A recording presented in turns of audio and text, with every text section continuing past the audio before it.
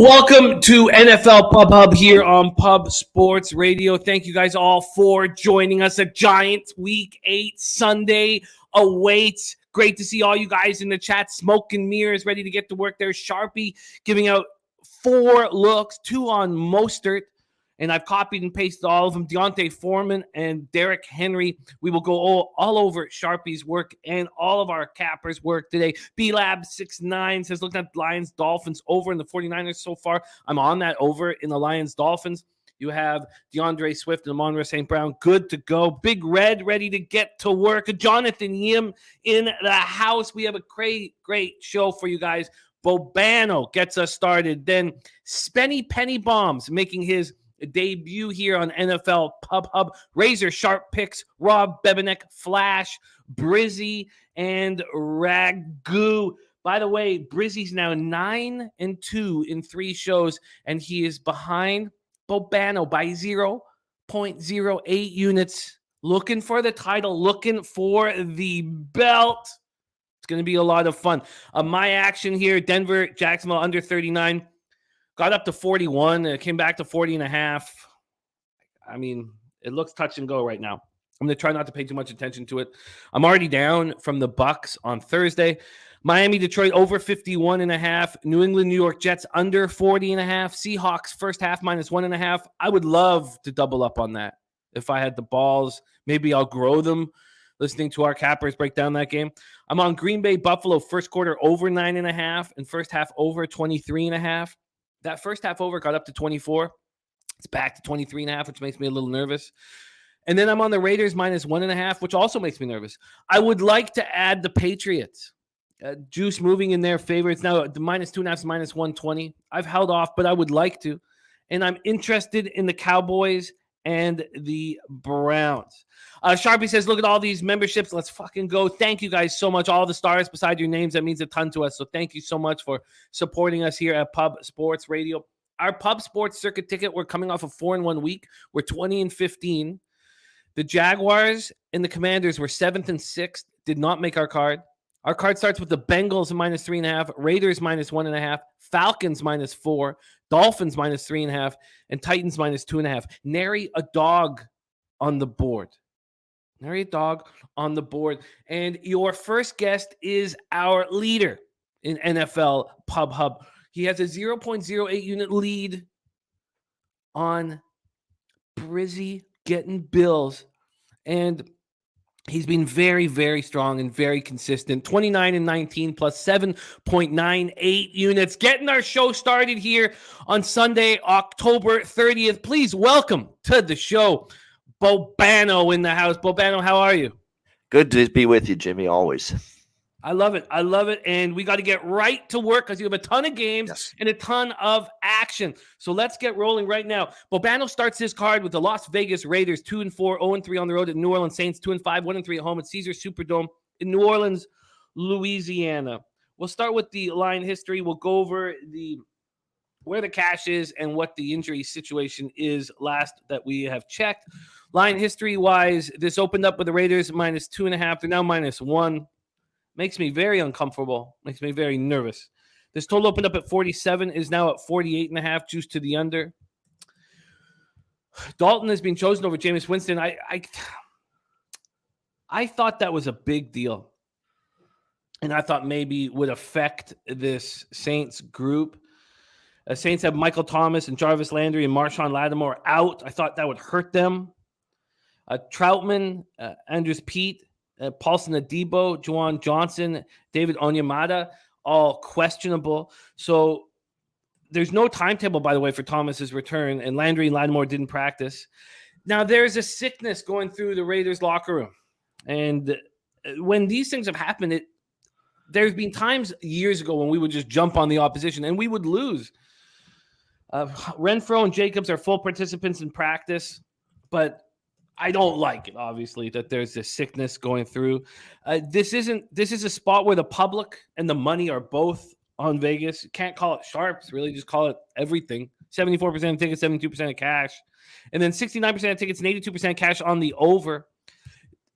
Andy Molitor made the over at 49.5, an official pick on Tuesday. And This is down to 48.5. Why is it dropping? Open at 47.5, went all the way up to 49.5, and now it's at 48.5 or 49. Confusing stuff. Great to have all you guys. Thank you for joining us. Let's hear Bobano's Game 1 Raiders Saints. I like the Raiders here. I think this is a time to get behind this team, maybe go on a bit of a run. I know you can't make a big deal that they beat Houston, but you got to start somewhere. And when you look at this New Orleans Saints team, I mean, they might think that going Andy Dalton's the right move. I don't. I mean, did you see the way he played against Arizona? It wasn't pretty. Bad mistakes, multiple bad interceptions in that game against Arizona. Yeah, he's moved the ball a little bit again with this team. And keep in mind, they were without Michael Thomas. They're without some key cogs on the offensive side of the ball. But I think this is a bad matchup. The Raiders, you're right. There's a little virus running through the team that does concern you. But I don't know how they don't shred this New Orleans defense. All right, this Saints defense is hideous right now. They have no pass rush. They're struggling against the run, and they're getting decimated in the secondary with injuries. Bradley Roby on IR, Marcus Lattimore out.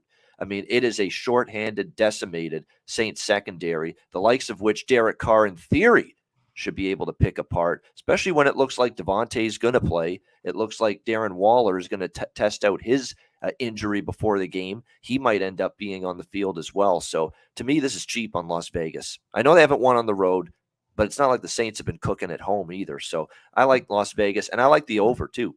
In fact, it's 47.5 Pro Line Plus. Thank goodness for this book. I love this book. It's always given me better numbers than what's out there. 47.5 Pro Line Plus with this over. I can't pass that up. There should be a lot of points here. Is the juice minus 110 on that? Minus 110, yep. Over 47.5. Now, do you want the money line or do you want the spread? Let's do the money line. Best money line right now is minus 118 at Pinnacle. Yes, it is. Okay, yep. Bobano on the over 47.5, and he's getting the Raiders minus 118. Bobano is on the board. Big shout out to our new members, Nunya, Leo said it, and Teflon Dawn. Thank you guys. Respect. Let's go. We have Bobano on the board. 5 shows he's done with us. 29 wins, 19 losses, plus 7.98 units. Let's move on. If we did the show before the London game, for what it's worth, I would have been on Jacksonville as well. So we'll see how that one plays out.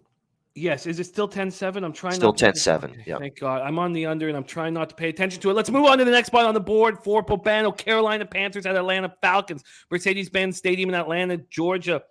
We will start with the line history. As you know, there was a huge move to Carolina earlier in the week, and it hasn't fallen. In fact, there was 3.5s on the board all morning. Wow, I didn't realize that. From 9:15 to 11, there were 3.5s. It's back to 4. But wow, this opened at 6.5 at Pinnacle. The issues in the Atlanta secondary certainly convincing gamblers to back Carolina. I almost moved on this over. This over after Tuesday night was at 42. And I thought, I just don't want, that's an important number. Now it's back to 41. And I still haven't moved on it. Let's take a look at the cash flow in this one. We have 52% of the tickets, 62% of the cash on Atlanta, but the market just continually moves towards Carolina. Then you have 39% of the tickets and 58% of the cash on the under. Chuba Hubbard out with an ankle injury. And then you have some issues, nothing too bad, except for J.C. Horn. Horn is a big piece here. So we already saw from Sharpie that he's on Deonta Foreman props. We know that he's going to get an uptick with Hubbard out. And then Horn looked good in practice and expects to be playing, again, Baker Mayfield healthy, but not the starting quarterback. That's P.J. Walker. For the Falcons, you have Terrell and Hawkins out, and they're hoping that D. Alford can come back. Take it away for us here, Bobano, your game 2, Panthers-Falcons. Well, maybe I might be the guy that twists your arm to bet the over, because I do like it over the total. I think 41 is very low. Let me just make sure that's what we've got in terms of the best right now. 41 minus 106 at Pinnacle. Let's rock with that. I am on the over. I'm on Carolina as well in this game. I agree with the move toward the Panthers here. +4, minus 103 at Pinnacle. PJ Walker showed you last week he can play a little bit. And I think any quarterback that can play a little bit, move the ball, He's developed chemistry with DJ Moore. I think DJ Moore, by the way, is a pretty good player prop in this game. Over receptions, over receiving yards for the Panthers. Considering the fact that you look at this Atlanta secondary, it's a shit show right now. It's completely obliterated because of injuries. AJ Terrell is huge. Like, they don't have a great cover corner group. He's clearly the best they've got, and now you don't have him. So this is an opportunity, I think, for these Carolina receivers, Moore in particular, to have a very big day against this Atlanta depleted secondary. And I think they're going to – and look, Atlanta finally, the bloom is off the rose, if you will. This team had covered every point spread until last week when they got bombed by Cincinnati. And if you looked at that Atlanta defense in that game, could not get any stops. And really the only reason that they had a better second half is Cincinnati had some mercy on them. It kind of took their foot off the gas pedal. This is not a defense I trust right now in their compromised, injury-depleted state. So I like Carolina plus the points. And I also think with this low of a total and this defense that's decimated, that we'll get enough points to go over the total. And I know the Carolina defense shut down Brady and the Bucs last week, but Mariota and the Falcons back home after a blowout loss. I expect that offense to move the ball at least a decent amount as well. So 41's an achievable total. Too low in my opinion. Yeah, I'm surprised that the bigger bets are coming in on the under. I'm surprised that this has gone from 42 to 41, and I may be nervous enough to stay off. I'm going to think about it a little more. We do have some other cappers talking about this spot as well, but Bobano pushing me towards the over 41, which I like for sure. Coin has +5 in his pocket. Sharpie's on Deonta Foreman rushing receiving over 80.5 yards. That may be a good look by Sharpie, because I'll tell you what, Foreman made that Bucs defense look pretty porous last week. Thank you all so much for joining us here. We got Sharpie, Coin, Big Show, Alex Gagnon, Harold Williams, Teflon, Don Nunya, Leo Sedek, Chris Brady, Nasty Nate, Turnsey. What a great group. Johnny Guns, B-Lab, Jonathan Yim, Big Red. Thank you guys so much for rolling with us. We'll move on. And Turnsey says Proline Plus still has 5.5. Is that facts? Do you see that? Can you take that? Usually that's but it's -140. Too much juice. Okay. Not at that price. Lee Federchek. Hey, I have my unit count to keep in mind now. Someone's right on my tail now on this show, so I can't be laying -140. Very much 0.08 units behind. Nut Flush. Great to see all you guys. And Lee and Aaron, thank you so much for becoming members here. It means a ton to us. All right, we move on, and we got to be brisk here. You got a lot of games coming up. Dolphins, Lions. I moved on the over 51.5 on Tuesday night. It hasn't moved. I would have preferred. Oh, it has moved now. Okay, good. We see a 52 on the board. Okay, that makes me feel a little better. From a spread perspective, the Dolphins have gone from 2.5 to 3.5. We know the Dolphins are dealing with some questionable injuries. Teron Armstead, though, Raheem Mostert, and Christian Wilkins are all good to go and will be ready to rock. And we've already heard Sharpie on the Raheem Mostert prop for rushing and receiving and just rushing and double up here. The big story, though, is DeAndre Swift ready to go. Amon-Ra St. Brown ready to go, and I expect points to be scored. And I was thankful for how low scoring the Lions last couple games have been sandwiched between the bye, because I just think we're going to get – I think this would have been a higher number if that wasn't the case, and I'm taking advantage of it. And from a cash flow standpoint, we have 108,165 tickets in, 37% of tickets, 55% of cash on the Lions. So bigger bets coming in on the Lions, and then 60% of tickets, 90% of cash on the over. Take it away for us, Bobano. Dolphins, Lions. Yeah, in terms of this game here, Dolphins and Lions, I'm with you 100% over 51.5 with the total in this game. Look, the Lions offense has gone to shit the last 2 weeks, right? The New England game, the Dallas game, they really didn't do much. They didn't get really much of anything going on offense, but I don't know about Miami's defense being as good as those two. I mean, they're all right, but Detroit's back at home. The one thing we've seen from the Lions this year with Jared Goff is they've moved the football when they've been at home in this environment at Ford Field, and they get DeAndre Swift back. It looks like Amon-Ra St. Brown is going to be good to go at receiver. He's arguably been Jared Goff's most impactful target at receiver this year. So that's significant. That should help the offense. And I think back home they'll have a productive day. But this defense ain't stopping Miami, in my opinion, either. I also like the Miami side, actually, 3.5 in this game as well. So we'll go with that as an official play. Don't love that it moved beyond the field goal, but I think for Miami, this is a spot for them where Tua is going to feel a lot better, right? It's now going to be a second start back from injury. Teron Armstead being on the field is significant. He's one of the better linemen in the NFL at his position. That's significant for that group. And I think when you look at this Lions defense, you can still throw on them a bunch. You played a Patriots team that didn't necessarily need to do that. You played a Dallas team with Dak coming back from his first game. I think this is the game where you're going to see that Detroit defense look like it did against Seattle when the Seahawks went up and down the field, like they did against Philly early in the season when Philadelphia went up and down the field against them. I think Miami's got that kind of potential to really just go up and down and score touchdowns in bunches today against this still bottom tier Detroit Lions defense. So I like Miami minus 3.5, and I'm with you 100% on the over 51.5 as well. You got that at minus 109, the over, and the 3.5 at minus 108. Let's quickly move on because we got to hammer through these games. Bobano, you have up next Cardinals, Vikings. We have a very healthy Viking squad coming in off their bye, and you have a Cardinal squad that will not have James Conner for sure. Also, Prater is a game time decision, which is a surprise. Williams, number 2 back, is also a game time decision. So the Prater thing came late in the week. We thought that he would be in. That's the situation there. We know that it's gone from 6.5 down to 3.5. A huge move towards the Cards, and the Sharps are just all over them. The Cards were given full line value from Sports Insights. There's only 2 squads with full line value. There's only 2 squads with anything over 10%. And that's actually the Cardinals and the Packers, which is tough. I know 109,362 tickets in, 59% of the tickets, 82% of the cash on Arizona, and then 53% of the tickets, 81% of cash on the over. Take it away, Bobano, and let's be brisk. Yeah, Arizona and over. Another side total double up for me in this game. I mean, I like the Cardinals. Look, I've not been Mr. Cardinals this year. You know that. I've not been very high on this team very much. But when you look at the Minnesota situation, they keep finding ways to win. But, they're not a team I trust to win by margin. I still don't think that defense of theirs is fully back on track. They've seen games where Chicago was moving the ball up and down the field against them recently. So, in Arizona, we know that at home they've had their struggles, but on the road they've been a machine.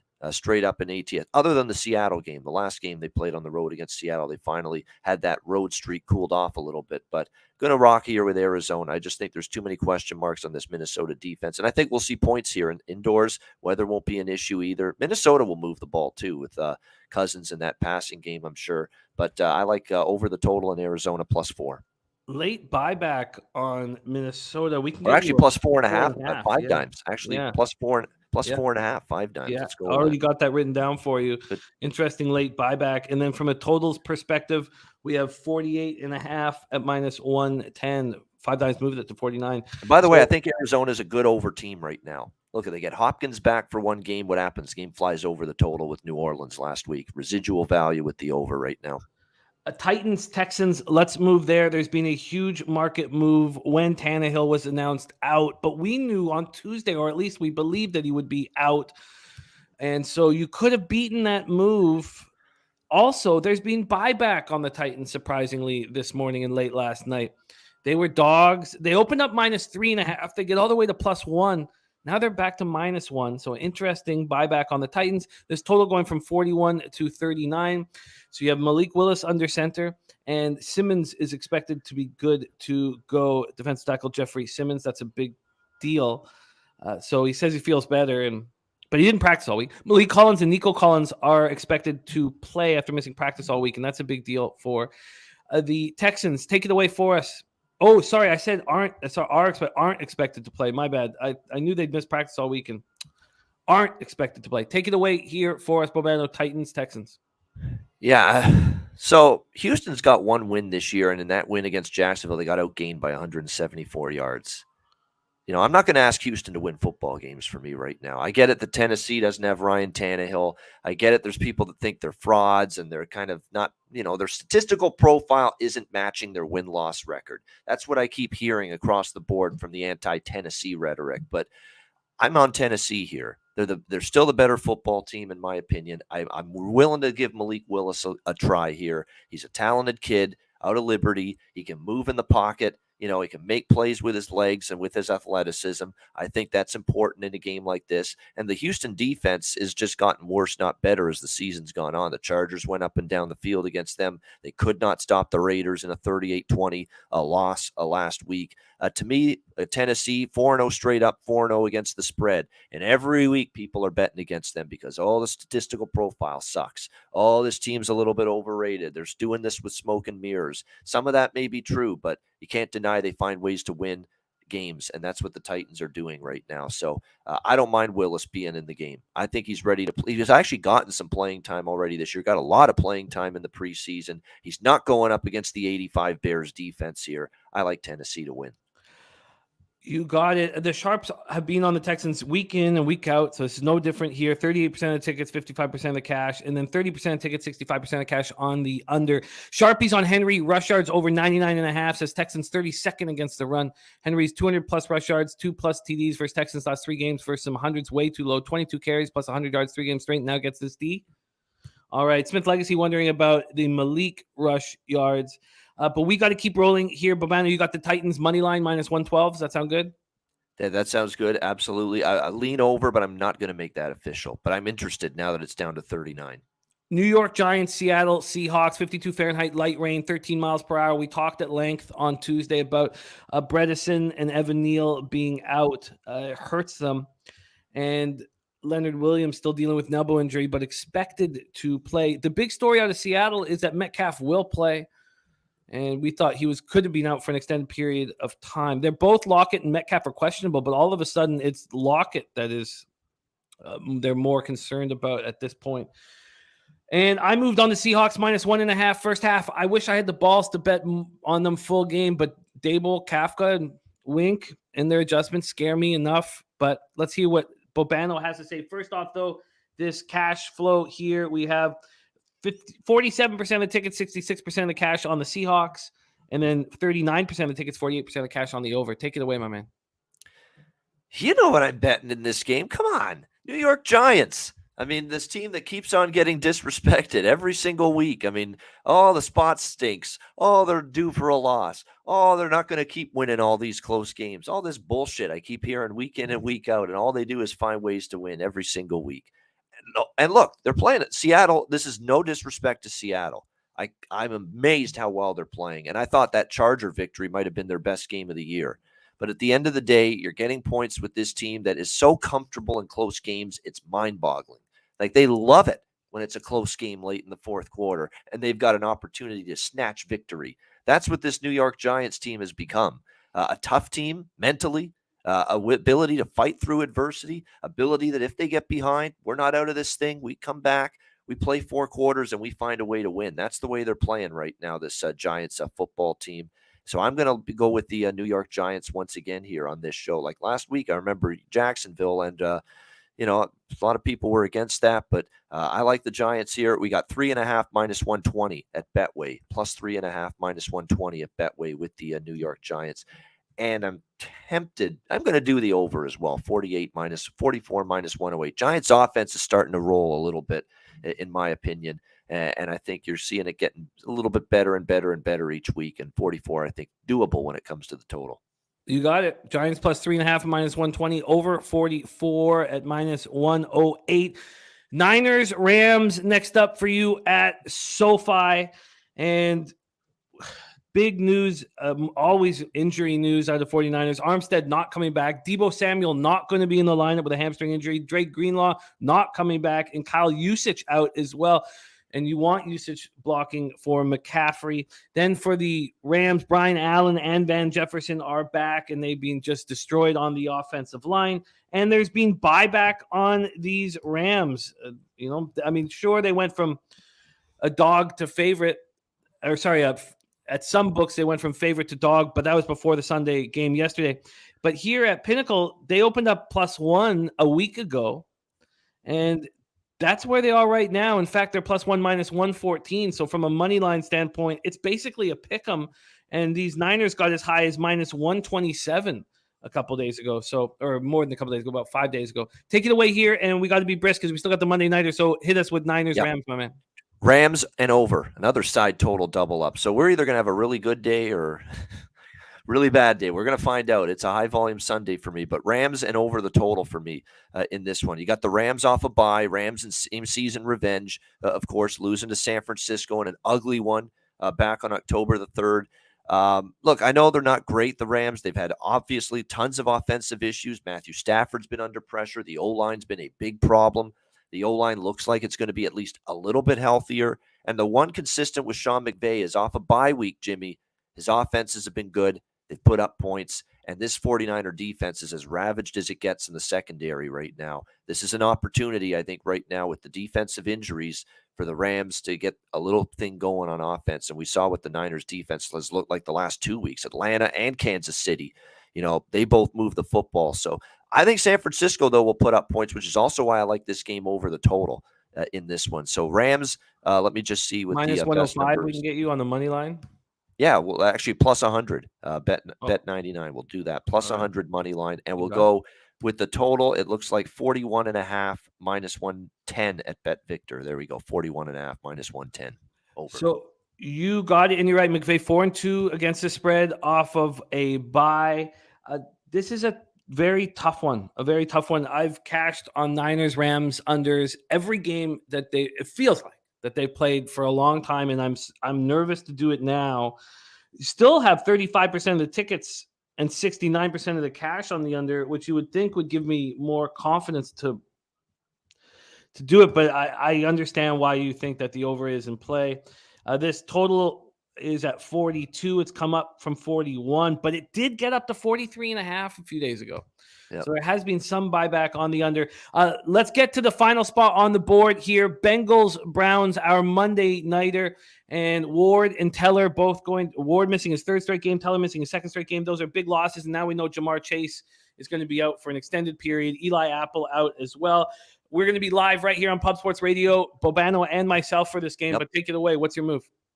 I'm still like Cincy. I do. As Cleveland still got issues finishing games, Jacoby Brissett can't win close games. Jacoby Brissett just screws up, with the game on the line. We've seen that time and time and time again. So even if this game is close down the stretch, which quarterback are you going to put your faith in to have that big game-winning drive and move the ball and win the game? Burrow or Brissett? I think it's a pretty easy decision here. So I like Cincinnati, and this is another one where I'm in on the over. And the reason for that is because I think the injuries that Cincinnati's dealing with in the secondary, including Apple, opens up the door for Cleveland's offense to work a little bit. And the one thing Brissett was able to do until, of course, the pressure got on him and the game was there to be won against Baltimore, that's when he made the mistake. But prior to that, he was actually chucking the football pretty well down the field in the passing game against that Baltimore secondary. So he might be able to do that here against Cincinnati's secondary. So, but at the end of the day, I think it'll be competitive. I don't expect a blowout here, not at all. But I think the Bengals will find the way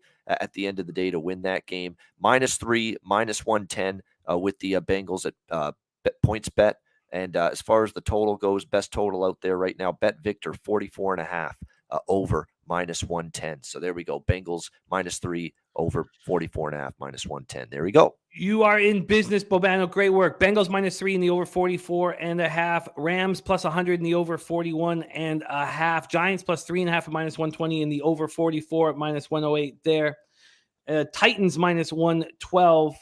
You're on the, what do I have you for? Bobano there. Cardinals +4.5 in the over 48.5. The Cardinals from Ron Crawford's spreadsheet play today, and Andy gave him out as well on Tuesday. Bobano's on the over 51.5 and the Dolphins -3.5. He's on the over 41 in Carolina, Atlanta, and the Panthers +4. And he is on the over 47.5 and the Raiders -118. Bobano, thank you for rolling with us. Our leader in NFL Pub Hub. Have a big, big Sunday, and I look forward to hammering Monday night divisional battle between the Bengals and the Browns with you right here on Pub Sports Radio. Much love, my man. Thank you. It's a big card. I'm fascinated to see if I'm going to maintain this lead going into next Sunday. But good luck, everybody. There he is, Bobano, your next guest. You may have seen on our Thoroughbred live bet streams, and he is now making his Pub Hub NFL Pub Hub debut. Please welcome Spenny Penny Bombs in the house. Spenny, how are you? How we doing? It's a Patriot morning. Patriot morning. It's a big day, and you get your card started right away in the Cardinals Vikings game. We've heard Andy on the Cardinals plus 3.5, Ron Crawford plus 3.5 spreadsheet play today. Bobano just moved on the 4.5 as well as the over. What are you doing here? Honestly, if Babano has a good day, I'm gonna have a good day because I got a lot. I got a lot of the same looks that he's on. I like Arizona over in this game. The last 3 games has gone over 6-4 in the last 10. The last 3 games have averaged over 55 points. I think there's going to be a lot of points in this game. Both these secondaries are just awful. They both rank in the bottom 5 in the league. They're secondary wise. So I'm definitely jumping on the over here. Over 48.5. I got. We are going to lock you in with that right now, but let's give you, over 48.5 at minus 110, the same number as Penny Bombs over. I also got a couple props in this game. I like both the 2 main targets, Jefferson over 89.5 receiving yards, and I like D-Hop for over 6.5 receptions. D-Hop came back and had some of the highest usage that he's had in his career, basically, with last week with Arizona, and I don't see it dropping down. Kyler's going to look to him early and often. This is his main target, especially when Hollywood's there. That's all he has. And Jefferson, we already know that Jefferson's due is always due for a couple big plays, especially against that kind of secondary. So I'm hopping on both of those. Over 89.5 receiving yards for Jefferson. What was the juice? It was only minus 110. Minus 110, and over 6.5 receptions for D-Hop. Was that what? Yeah, same thing, minus 110. Minus 110. All right, Spenny on the board. He's on the over 48.5 in Cardinals Vikings. Jefferson over 89.5 receiving yards, and D-Hop over 6.5 receptions. Next spot for you, Spenny, is the Dolphins Lions game. Tell me that you're right on board with both of Bobano and I. I would love to same. I didn't take the over, but I'm definitely on Miami. I'm taking Miami here. Again, I know it's moved up a little bit, but I'm not really concerned. Detroit Lions defense is just awful. Tua should definitely take advantage of this team. And then another prop here as well. We'll take the Dolphins. And then I'm also taking Waddle over 66.5 receiving yards. Again, the Lions secondary ranks in the bottom of the 5 with pass catchers against that are good with yards after the catch. They're not good at tackling. They're not good at getting these receivers. So him and Hill should have a big day with yards after the catch. I'm going with Waddle over 66.5. I think he has a nice day today. Minus 110 again. Minus 110, and you got the minus 3.5 at minus 108. So same number as Bobano got, minus 108 and minus 110. And Sharpie saying we need more Spenny on the live bet streams. We do. By the way, Spenny, are you with us for the Breeders' Cup Friday and Saturday, or either, or both? Yeah, I should be there. I don't know if all day Friday, but definitely most of the time on the. Yeah, there we go. Let's get it. Oof, God, I can't wait. Big days, baby. Big days ahead. God, I can't wait. And I think my bankroll is all right. I think I've been trying to work on it. Had a pick 5 not too long ago, so I kind of kept on to that for a little bit. So I'll try to build on that for a bit. I want to be able to fire major shots. So I think of course, we're okay. It's the biggest time, man. We got it. 4:25 p.m. Eastern, New York Giants, Seattle Seahawks, also a game that you are attacking. We talked about the injury situation, Metcalf being back. I'm on the other side. Now, I'm not taking Seahawks full game necessarily. I'm certainly on them first half. And I understand what Bobano's saying. And he said it last week and cashed with it. He said it last week, cashed with it. But he also said last week about the Falcons. But he said last week about the Falcons, and Bengals smashed the Falcons. But Bobano's in the black heavy, and he's playing with the house's money, and I get why he's going right back to the well. What are you doing here? The same thing. I took the Giants last week. I'm right back on them again. I want the money line though. Oh wow. I don't. Seattle should not be favored in this game. Seattle beat the Chargers last week. I think that skewed this line. I know that the Giants are bad against the run, but so is Seattle. Barkley and Walker should have a big game for both of their teams. I trust Dayball, and I trust the way that the Giants are rolling right now. I'm not stepping in front of the Giants. I'm taking the Giants. On the money line as well. I like it. Let's lock you in here. That is the best we can get you is a plus 150. Yeah, plus 150. I saw, yeah. Plus 150. Ooh, Spenny going for a big one. And then, Spenny, you close out your card here with the 49ers, Los Angeles Rams at SoFi. We've already discussed the injury issues. I can't wait to hear your move on it. Andy moved on the 49ers -1 on Tuesday. Bobano just moved on the Rams. What are you doing? Like I said, if Bobano has a big day, I'm having a big day. I'm on the Rams as well. Give me the Rams money line. McVay is good after the bye. They're getting Van Jefferson back. I think this is an opportunity for the Rams finally to be able to stretch the field a little bit. They've been bottom of the league. They haven't been able to move the ball too far deep down the field. I think having Van Jefferson back is going to give them that ability to take a couple more deep shots than they're used to, spread the field a little bit more. And I think that Rams coming off the bye are going to take this one. Spenny making his debut here on NFL Pub Hub. He gets his card started with the over 48.5 in Cardinals Vikings, Jefferson over 89.5 receiving yards, and D-Hop over 6.5 receptions. Then he's on the Dolphins -3.5 at -108, and Waddle over 66.5 receiving yards. Then he's on the Giants money line at plus 150. And the Rams money line at -112. And you're staying away from player props in the Giants, Seahawks, and Niners, Rams? Yeah, I'm gonna stay away from those ones. I did, if I have time, just for a second. Babano pointed it out. DJ Moore. Yeah. Take DJ Moore's over receiving yards. PJ Walker has been looking to him a ton. His target share was almost 50% last week. His target share, he's the only receiver in the league that's had a target share over 20% every single game this year. Take DJ Moore over receiving yards. And what is the number? 60.5 at -110. 60.5 receiving yards at -110 for Spenny. Spenny, great job making your debut. I can't wait to hammer the horses with you all weekend long. I'm very excited about all of that. And it was great to have you make your debut here on NFL Pub Hub. Let's get you on the top 5 leaderboard. Let's have a winning week. Let's have you back. Thank you for joining us. Follow Spenny on Twitter. It's Spenny. It's at Pennigy_8. Yes, at Pennigy_8 at Pennigy. So I'm gonna pop that in the chat right now so you guys can follow Spenny. He's just another one, just like all of us, just a completely selfless capper who just puts out action nonstop and asks for nothing in return. I'm gonna get I'm gonna line this up right here so we can all follow him. Any last words, Spenny, my man? No, I appreciate having me on. I can't wait to hopefully be on another time, and let's have a big day. Let's get it. There he is, Spenny Penny Bombs in the house. There is his Twitter. We go from Spenny Penny Bombs to Razor Sharp Picks in the house. Razor, what a World Series you've got on your hands. I know that's been very fun for you to watch. But today we're talking NFL football. You rolled with us in week 3. You went 2-3. And one nice big winning week here gets you in the top 5 of our leaderboard. And how are you, my man?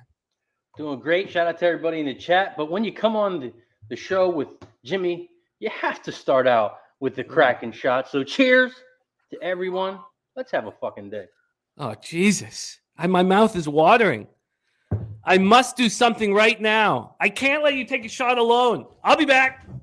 Oh, yeah. Shout out to everybody in the chat. Shout out to the 300 plus people. If you haven't hit the like button down below, make sure you hit the share button as well. And also, if you are not a member yet, become a member. You will get tons of perks. Let's win some money. My guy, Jimmy the Bag. We're going to take another shot because that's what we do here. Yeah, that's what we do here. Oh, man, I love you, Razor. Let's go. Let's have a giant fucking Sunday, everyone. Let's go. Hiya! That's what Jimmy says. All right. Let's get to work, Razor. You start with Raiders Saints at the Caesars Superdome. We've talked about the issues with Landry and Thomas out at wide receiver. We talked about Lattimore being out. And then there's a sickness going through the Raiders locker room. Uncomforting, all uncomforting. I'm on the Raiders, and Bobano was as well. But I know people on the Saints, and we see this market moving towards the Saints over the last 24 hours or so. What's your move here, my man? Easy, man. When the public's hammering aside, I like to go against them, and that's what the public's doing here now is they're hammering these Raiders on the road, and the Raiders are on the road. They're not very good. They're 2-5 the last 7 road games, 2-8 against the spread versus a team with a losing record, and to combine those both, they are 0-6 against the spread the last 6 road games versus a bad team. Raiders, they just don't get up if it's not a Super Bowl like game, and they're playing the Saints here. I think they're thinking about next week, and I think the Saints can pull out a win here. I took the +1.5, but I had the Saints winning here by 3. I don't like hearing that. You're right, though. It's the public and the money, and not the sharp money. Just the public and the money is on the Raiders. So it's 72-72 right now. 70% of tickets, 72% of cash, and 28-28 obviously for the Saints. +1.5 we can get you here at -110. So, and the Saints get better as they play after the first couple of weeks. They're actually 7-1-1 against the spread the week 8. Their last 9 games when it's week 8, and they're 38-16 their last 54 games in October. At home, I think the Saints can win here. Now, your feelings on Dalton being picked to be the quarterback over Winston? I mean, they're pretty much the same. It's not really a big difference. I actually like Dalton a little bit more because Winston, he just chucks up and pray. He's trying to be a Brett Favre who either throws a touchdown or interception. So I like Dalton here. And this defense is allowing 28.6 points per game right now. Only Detroit is worse. But they've also scored the 3rd most offensive touchdowns in the NFL. These aren't the Saints that you remember. Do you have any concern about their defense coming into this one? No, their defense, I mean, of course it's not great, but the Raiders' offense isn't great either. So it really didn't scare me. Also, I don't like the Raiders playing here at the turf at the Saints. I think they're better on the grass. So I think this is a big advantage for the Saints at home. I think they have to make a stand here somewhere. Yeah, I get it. I'm not overly confident about my spot right here by any means. Let's move on to the next spot on your board, and it's a really interesting one. Titans, Texans.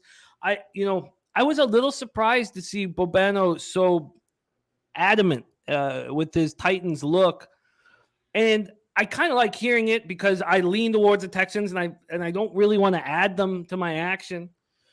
But I'm very interested to hear what you have to say about this. Take it away, Titans, Texans.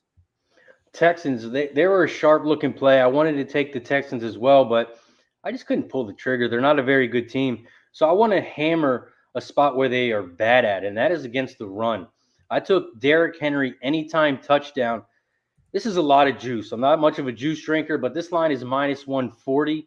But I think it's going to be an easy one. I think Derrick Henry is going to run all over Houston.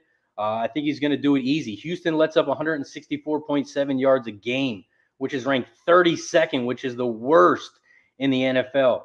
And Titans, they're averaging 108 yards rushing a game as well. But Henry, he's starting to heat up. He's got 128 yards his last game, 102 yards the game before, 114 yards before that. So he's had 3 consecutive 100-yard games. So I was even looking at the over rushing yards, but I just think he easily gets in the end zone here once they get to the goal line, or he can even break one. So I think this is easy. I took Derrick Henry anytime touchdown. -140. I love it. I love it. Anytime touchdown -140. We've already heard Sharpie break down why he's backing Henry as well. This all makes sense to me. Let's move on to your next spot on the board. Are you going to make Bobano more confident or me more confident? Giants, Seahawks. Well, this is easy for me. I didn't like Giants full game, so I had to go where Seattle takes advantage, and that's the first half. Giants, they're very good in the second half. They got a good coaching staff. When they come out at halftime, they prepare good for that, what they didn't do good in the first half. So I have to take Seattle first half only. That's -1.5. There's only one time they didn't cover the first half, and that was week 2 against the Niners, where they only scored 7 points.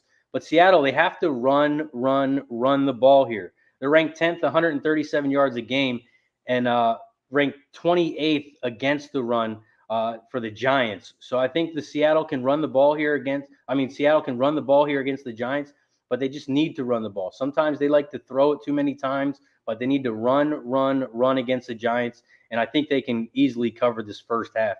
Giants have only covered 2 times this year in the first half, And one of them was a late second field goal against the Jaguars last week. They won the first half 13-11, but they kicked the field goal with like 28 seconds left before half. And the other time before that was against the Bears, who were 14-9. Seattle at home, -1.5 first half for me. I love it. I love that you're on it. That excites me. Also, what excites me is the market's moving towards that bet now quite heavily. There's 2s on the board. There's not I can't even get a -1.5, -110. I have to go -115. And that I'm very, very happy. Oh, I'm in the -3 now. The full game -3 is -120. I want nothing more than to stand in the face of the fucking Giants and take them full game. I want to do that so fucking bad. And the shot of Weisers makes me want to do it as well. But I'll just stick with the first half right now. But goddamn, do I want to? And then I got a bunch of hate for my breakdown and like what I just want to. Goddamn, do I want to? Maybe I will. Maybe I won't. This pumped me up so much. So Sunday night tonight, we have Packers Bills live, and it's going to be fucking awesome. I've moved on 2 bets. Those of you who remember it from Tuesday, I'm not going to talk about it because it correlates with Razor's action, and it's his biggest bet on the card, and it had me pumping my fist when I saw his action. We haven't talked about this game yet, so let's do it. Packers Bills is how Razor closes up his card here, and he knows this Packers team inside and out. Let's talk about the line history quickly on Packers Bills. And the Bills opened up at -10.5 at +104. They're now -10.5 at -104, a 5-cent move towards them. There had been up to a 14-cent move towards them. And I know you see lots of different books at hanging 11s, but Pinnacle was always at 10.5 and didn't move off of it. From a totals perspective, this total opened up at 47.5 and has dropped to 46.5. It dropped to 46.5 on Friday afternoon. And it's juiced to the over at 46.5, and that's why you see a bunch of 47s as well on the card. The Packers have full line value at Sports Insights. It's a 50-50 ticket situation, and all the big bets are coming in on the Packers. It takes, big balls to trust anybody against the Bills right now. The Bills coming in off of a bye. But 53% of the tickets and 96% of cash is on the under, which scares the shit out of me because of my action. I'm going to be losing my mind for the first 30 minutes of this football game. Razor, talk to the pub squad about your look here, and it's the same as mine. Packers, my favorite team in the NFL, as you can see. I know when to hammer them. I know when to go against them. As you see, the last 2 weeks, they've lost outright. I was on both those games. I was on the Commanders, and I was on the Jets. So when it's my team, I don't care if they are my favorite team. I will bet against them if I have to. In this game, the line is very high, 11.5. That seems crazy. But the Packers are not the Packers. They don't have the same wide receivers they used to have. So I got to hammer the spot where I think it's very hammerable, and I think this is a do damage spot. I am taking over 9.5 for the first quarter, and this is why. The first quarter, the Packers, they either let up a touchdown or score a touchdown the first quarter. Their defense is good. Their offense is okay. But let's talk about the Bills. The Bills' offense is ranked 1 in total yards and passing yards and 2nd in points. I think this team's going to score, and I think they're going to score easy, especially in the beginning of the game. They're at home. It's a primetime game. I think they're going to put up points, and Rodgers isn't going to want to just stand there with his hands in his pants. So I think he's going to try and score as well. So I think this one can easily get over. I see both teams scoring at least a touchdown. So I took over 9.5 first quarter.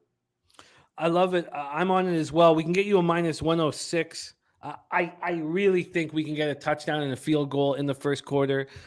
I love the breakdown you have of your boys, and then also what the Bills are doing right now. What the Bills are doing is extremely, extremely scary because they're doing it on both sides of the ball. Number 1 in NFL for offensive yards per game, number 2 in points per game, number 1 in defense for both yards per game and points per game.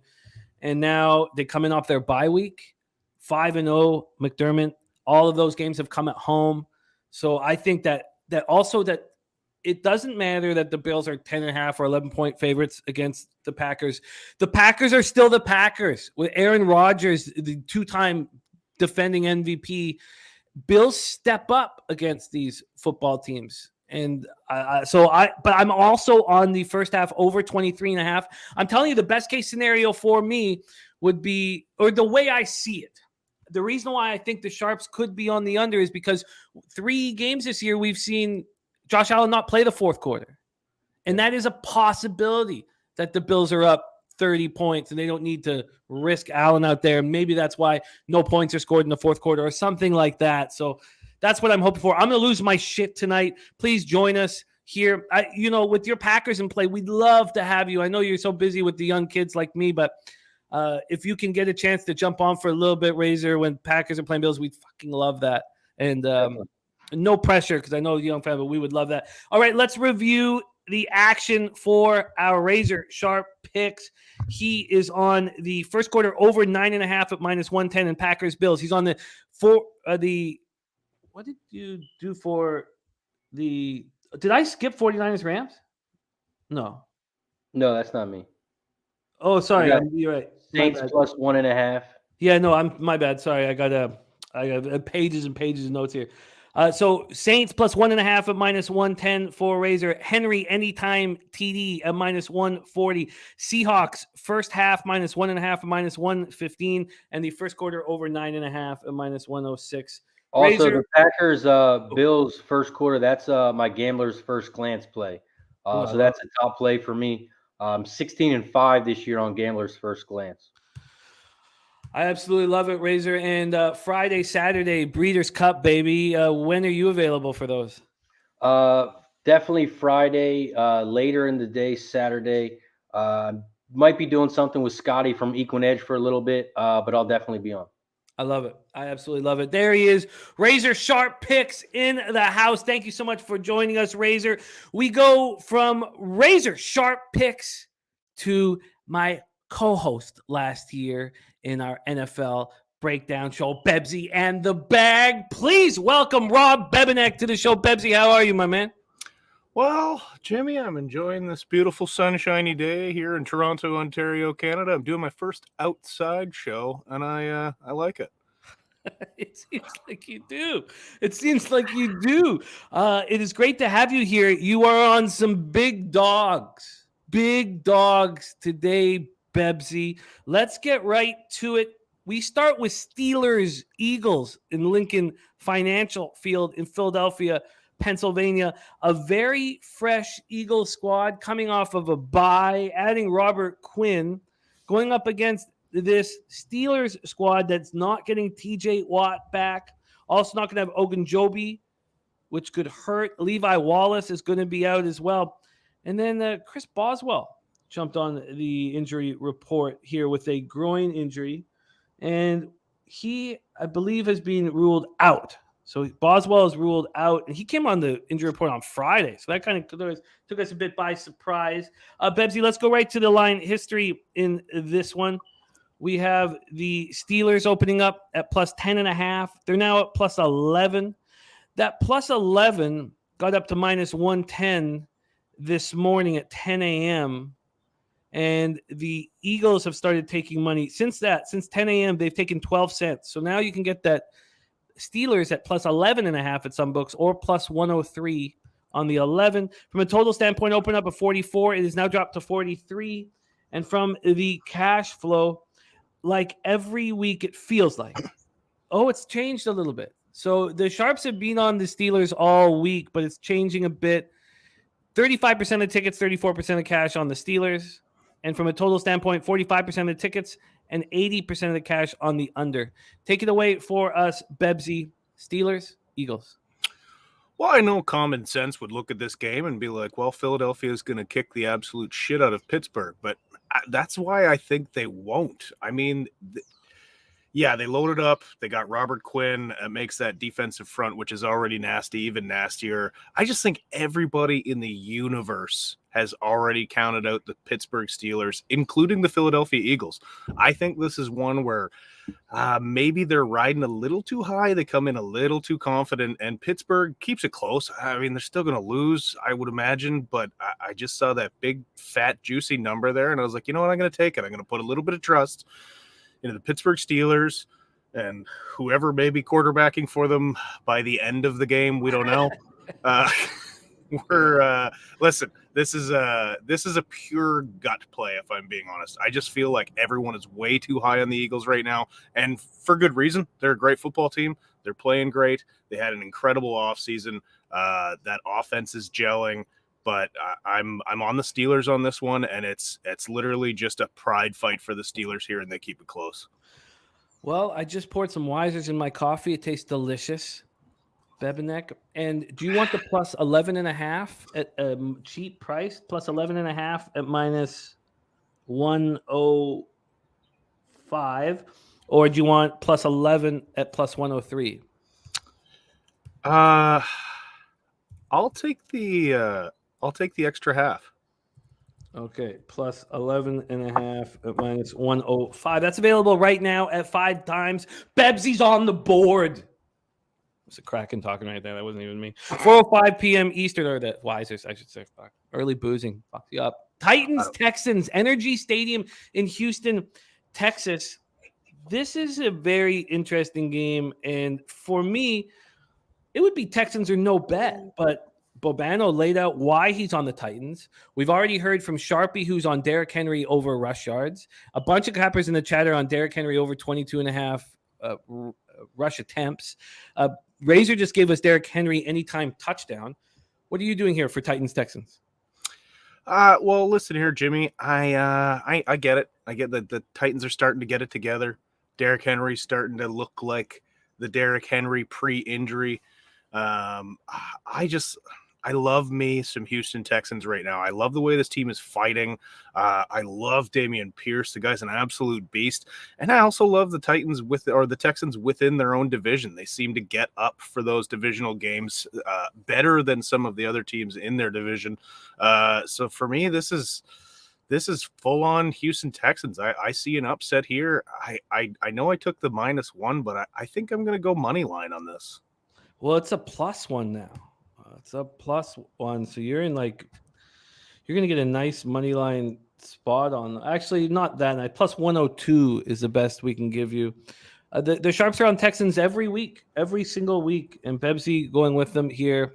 What is your expectation of Malik Willis out there? I mean, listen, I think he's got obvious capabilities. I just think he'll have, the natural growing pains of any, mid-level rookie quarterback. I don't think, we know he's not an Andrew Luck type. He wasn't the first overall pick. In fact, he dropped super far in the draft. He dropped for a reason. I mean, he's got some things to like about him. He's got some things to dislike about him. I expect him to have some rookie struggles out there today.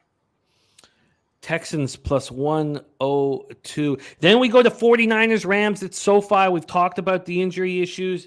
The Niners are facing no Debo. It's going to be the Ayuk show. You don't have usage of blocking from McCaffrey. Too bad. It's too bad. And then we know about all the injuries that the secondary has had to face.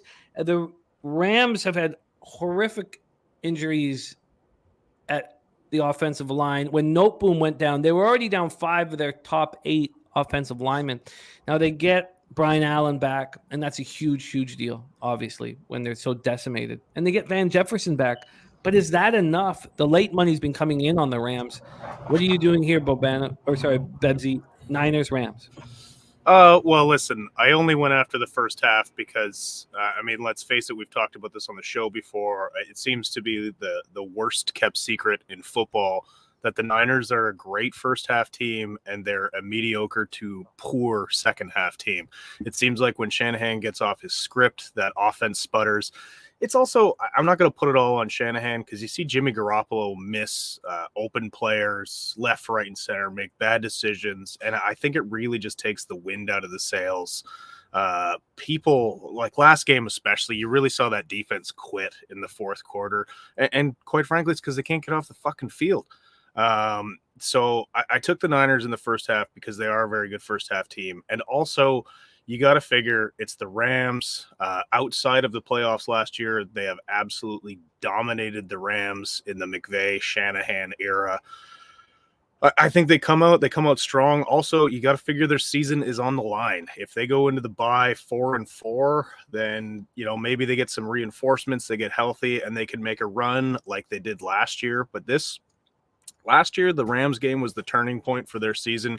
This year, it needs to be that again. So I think they come out firing, and that's why I think I got them at first half -0.5, and I love it. I do think they come out firing today against the Rams.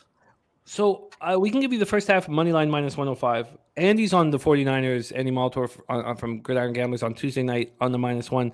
And then we heard Bobano on the Rams. What are your expectations of the Rams and McVay coming off of the bye week? It seems like they just don't have an answer for the 49ers. I mean, yes, they're coming off the bye, but this is a team they've really struggled in the first half of the season so far, and rightfully so. They added Wagner and they added Allen Robinson, and everyone's like, oh my God, the Rams got better. Well, they lost a ton of players too. They lost players on the O-line. They lost Von Miller, who was a big part of it. Obviously, OBJ still out with injury and no longer a Ram. But they lost 8 starters in total, and that's a big turnover. I just don't think the Rams are the team that they were last year. And listen, Shanahan has had McVay's number. I don't think that changes today. I'd like to join you on that bet. I would like to join you on that bet, and okay, I'll put a bunch of asterisks. At least I have a little bit of time to figure that shit out. Let's move on to your final spot on the board, and we will be right here. We need you, Bebsy, to join us on some of these Sunday night NFL live bet streams. You have action on it. Oh, I didn't mention the prop I had in that game. Did you? I did not, no. Oh, I do have a Brandon Ayuk anytime touchdown in that game as well. Oh, thank you for, sorry. Yeah, don't throw that at us here. So, sorry, Bebsy. I like the Ayuk anytime touchdown. What did you get that at? I think I got to look it up again, but I'm pretty sure. I've got it here. Don't worry. I can find it. I'll find it. Ayuk anytime touchdown locked in. I'll get it because we'll talk Bills, Packers, and I'll look that up. Bills, Packers are Sunday nighter, Highmark Stadium, Orchard Park, New York. It's 53 Fahrenheit, cloudy, no wind. It's going to be a beautiful night for football. So, oh, God. And you guys know I'm on the first quarter over 9.5, first half over 23.5. Razor moved on the first quarter over 9.5. What's Bebsy doing? Well, a little less confident after hearing Razor talk about his boys. But listen, I agree 100% with what you said, Jimmy. It's still the Packers. It's still the Packers. It's still Aaron Rodgers. I realize he's having a not a great year so far, but it's still Aaron Rodgers, okay? And yeah, he's never won in Buffalo in his entire career, which I heard the other day, which I find kind of crazy. But listen, up until a couple of weeks ago, Aaron Rodgers had also never, ever thrown a touchdown to a first-round draft pick. That changed a couple of weeks ago when he finally threw into Mercedes Lewis, of all people. But listen, this is a lot of points to give the Packers. I think they cover. I still think the Bills win. And listen, I like the Bills. I'm excited about the Bills. They're just up the road from us, so I've always had a soft spot for the Bills. I love the way they're playing, and I kind of like seeing Aaron Rodgers lose. It's great, but you can't count them out, and you can't count them out this much as the Bills are a machine right now. The Packers are going to play with a little bit of pride, and I think this will be a lot closer game than obviously the books are giving credit to the Packers for. All right, let's lock you in here for the Packers. That Ayuk anytime touchdowns at plus 175, so you're getting a really nice price there. The Rams-Niners game is now a pick 'em, by the way. Wow. It's just a wild market movement here. And and we know the sharp money's been on the Packers all week. And the 11s are gone, and there's 10s on the board at a couple spots now. But we can get you the plus 10.5 at minus 108. That's available at Heritage. Packers plus 10.5 minus 108. Bebsy, we miss you. We need more of you. We also want to drink with you on some of our live bet streams. And I know you got hockey on Monday night, so Sunday's the only night we can get you, and we need you, Bebsy. It's true, baby. It's true. We'll figure this out. We'll get to the bottom of this. All right. That's what I want to hear. Bebsy's on the Packers plus 10.5 at minus 108. He's on the 49ers first half minus 105 and Ayuk anytime TD at plus 175. He's on the Texans at plus 102 and the Steelers plus 11.5 at minus 105. Top sets all over the Niners today. Very, very exciting day ahead of us, Bebsy. Thank you so much for joining us, man. We miss you. Any last words? Any spots where we can catch you live? What do I got coming up? I always tell myself I'm going to keep this locked and loaded, but it's corporate season. So if you're in the Windsor Sarnia area, I'll be playing the Forest Golf Club the last weekend in November. But also I got a wedding coming up in 2 weeks, so I'm going to be occupied with that nonsense as well. As you should be, and congratulations. Oh, thank you. You're welcome. There he is, Bebsy in the house. Follow him on Twitter. I'm going to pop his Twitter handle right there in the chat so you guys can rock with it. Let's bring on your next guest. He arrived week 4 to make his season debut, and he swept the board. 6-0. He went up against me on 2 spots and cashed very easily. Then he scuffled a little bit in week 5. Took a little time to shake that shit off. And he's back in action for us right now. And I love working with him. Coming to us from Costa Rica. Please welcome Flash in the house. Flash, what up, man? Yes, all good. Happy Halloween. Obviously, let me just take this off. You want me to take this mask off as well, or? Oh man, How are you, man? How are you? Ladies, dude. No one's gonna mess with that mask. That mask is a thing of beauty. Flash, how are you, my man? Yeah, I'm good. It's been a bit tricky though the last few weeks. I mean, the Bucks. I mean, how bad have they been? I mean, we keep thinking no, they can't get any worse. They can't get it, and they're getting worse. I mean, there's 3 or 4 teams that I think you can hang your hat on. The rest of them, spin that coin. So I think there's massive value spots if you've got the balls to go for them. Yeah, it's I lost on the Buccaneers on Thursday. It was awful. It was so awful because I was driving down to a poker night and we were watching the game while we were driving down, and I was like, "Oh, this is too easy." Yeah, of course. I told you. How could, because my man Derek had bet the Ravens. I was like, how could you have bet oh fuck, that blew up in my face. But I can't wait to hear your first look here, Flash. Raiders, Saints, Caesars Superdome in New Orleans, Louisiana. We've heard cappers on the Raiders, myself and Bobano. They have a sickness going through their locker room. We've heard cappers on the Saints in Razor Sharp Picks, who loves the 72% and 72% and the public being on the Raiders. He loves being on that other side, regardless of the Red Rocket at quarterback and regardless of Thomas, Landry, Thomas, and Lattimore all being out. What side are you on here? We all want to know. Take it away for us. Raiders. Well, I've gone with a higher caliber capper. So obviously I'm opposing yourself and Babano. I'm going with the Saints, and I'm going with the Saints because I think it's massive situational spot here. You know, if they win, and obviously it's a divisional matchup as well between the Panthers and the Falcons, they're all 3-5. All of them. It's crazy. So it's a must win here for the Saints. I think that Dalton will just play careful. I think you take the interceptions away. But what I'm doing is I'm going to go first half. I think they're going to keep it tight. I mean, at home, you just get your noses in front, and it's all about the W today. I don't think you're going to see him air it out 40, 50 yards and put the Raiders on the field with great scoring situations. So for me, I've gone with the Saints. They've still got good weapons. Obviously, got Kamara, got Olave. So I think that they'll try and control the game, and I think they'll be up at halftime. And I hope they go and win the game because I just love the fact that they'll all possibly be 3-5 at sometime this evening. Do you want the money line at -101, or do you want the plus a half point? It's pretty expensive at No, I -119. want the money line. Yeah. You got it. Flash is on the board. Saints first half -101. Being on the other side has been very good to you. I'm not on a first half bet, but it's been very good to you thus far, and I hope it falls apart for you. Of course you do. Of course, I'd expect nothing less. Now, did you say that you were adding a Well, total? no, I like it. I mean, there's a couple that I like. Obviously, you know that I'm on the Jags -2.5. They've just gone 17-14 up, but they'll try and find a way to extend this for another 6 hours. There's two others. I like Seattle -3. And also I like the. Let's not talk about your Dolphin spot here.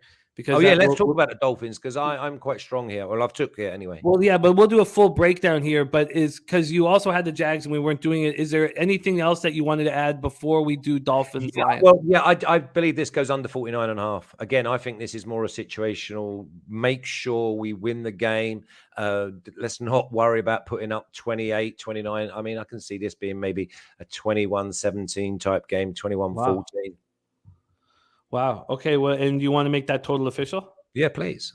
All right. We'll make the total under 49.5 official, and it's dropping as we speak. There are no more. Wow. And I think we spoke about that earlier, because if we look at where the sharp action here is in this one, it's going against. There's 82% of cashes on the over, and we've seen it drop a full point or a minimum a half point from its high. Now, before last Sunday, even before last Thursday, I should say, this opened up at 44 at some offshores, but it opened up at 47.5 at most books once the Raiders game was. So do you think the good money comes in early, or do you think it comes in late when they've got everything to account for? I think it comes in early, but you're right. You want to be able to account for all of the information and all of the changes here. But I don't see, like, we expected Waller not to be in the lineup for the Raiders. Yeah. We expected the Saints. There's no surprises here other than the Raiders have this sickness going in. That's the one thing. So even without the sickness, right? They're going on the road against the Saints. And the Saints get a win, they could be sitting on parity in their division. There's just no bigger incentive. But I mean, we know they're all garbage. But the thing is, they could be sitting at the top, or obviously with parity. No, and I feel you. I hear you. It's just, for me, the Saints. Dan Kelly, that's a first half bet he's on. Of course, I would never say a plus half on a full game. He's on the Saints first half, Dan, my man. But this defense, I just can't trust. And look, I know that 14 of those 42 points were on pick sixes, and it's not the 42 that that people are reading in the score column. But and I guess it's their points per game that's so awful rather than the yards are allowed. But I just don't know what to do with this team. I would never have expected them without Jameis Winston to be third in the league in offensive touchdowns. There's a lot I'm confused with, and Nutflush Allen's moving on a Saints team total over 23.5. So it means I'm likely in bad business, but the other way you want to look at this, it's nearly a coin flip with every single matchup on numbers, whether it's 4 against on rushing, 4 against on passing, interception. The whole thing is almost a matchup. Then you've got the problems that the Raiders could or could not have. But then you go back to the Saints playing at home, and you're giving me a toss of a coin, and I only want to be half-time. So you know that the scripted plays in the first half, I think that Carr's probably better playing from behind, but then he hasn't got all his weapons. So for me, I'm happy to go with the Saints just first half.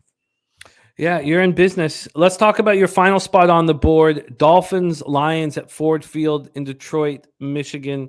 We know that DeAndre Swift is back. Amara St. Brown is back. And the Dolphins have Teron Armstead, Raheem Mostert, Christian Wilkins all ready to go.